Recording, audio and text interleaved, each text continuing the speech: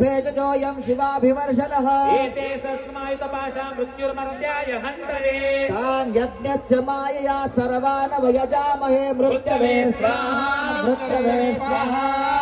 ॐ प्राणानां